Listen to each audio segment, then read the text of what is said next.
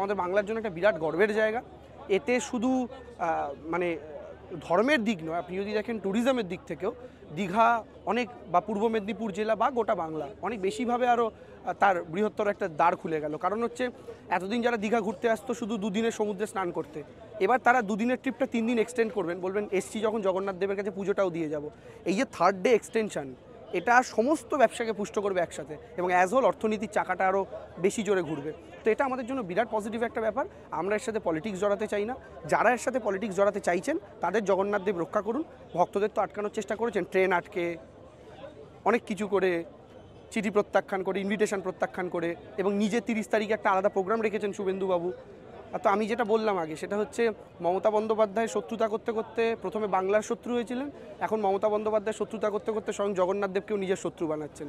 তো জগন্নাথ দেবই বাঁচাবেন, রক্ষা করুন, ওনার মস্তিষ্কে শুভ বুদ্ধি দিন। মমতা বন্দ্যোপাধ্যায়কে গালাগাল দেওয়ার জন্য ওকে যাকে গালাগাল দিতে হবে, যদি এইটাও কোনো দিন জানতে পারে মমতা ব্যানার্জিকে গালাগাল দিতে গেলে মোদিকে গালাগাল দিতে হবে, সেদিকে মোদিকেও দেবে।